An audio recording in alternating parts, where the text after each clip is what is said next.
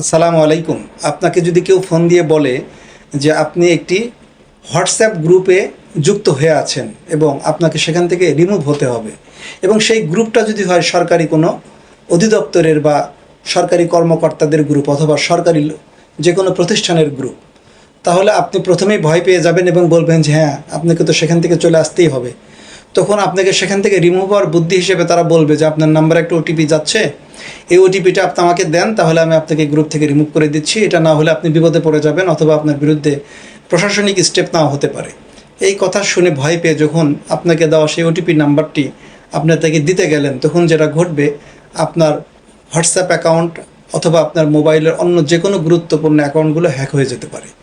তাই এভাবে কেউ ফোন দিয়ে যদি আপনাকে কেউ সরকারি কর্মকর্তার পরিচয়ে কোনো গ্রুপ থেকে রিমুভ করতে চায়, অবশ্যই সাবধান থাকবেন, বুঝে নেবেন যে প্রতারক আপনাকে ফোন দিয়েছে। তাই প্রতারণার খপ্পর থেকে বাঁচার জন্য একমাত্র উপায় হলো আপনাকে সচেতন হতে হবে। আপনি বোকা হলে চলবে না। বোকাদের জন্য এই দুনিয়ায় বসবাস করা অনেক কঠিন। আর আসলে আমরা বোকা বলতে কি কিছু আছে? আমরা যারা স্বাভাবিক জ্ঞান বুদ্ধি সম্পন্ন, আমরা সব কিছু বুঝি, আর এই সাধারণ বিষয়গুলোতে এসে আমরা নিজেদেরকে বোকা প্রতীয়মান করি, এটা আসলে ঠিক না। সচেতনতার কোনো বিকল্প নেই।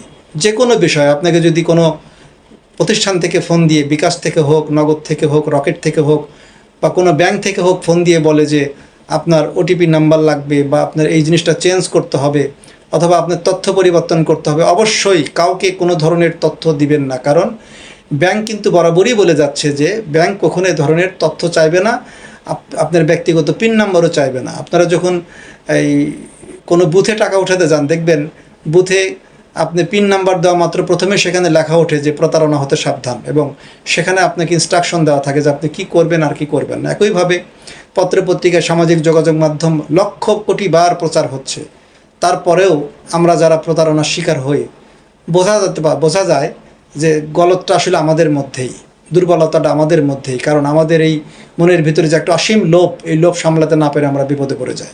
তাই আসুন লোভ ত্যাগ করি। যদি নিজে ভালো হই, পুরো জগৎটাই ভালো হয়ে যাবে।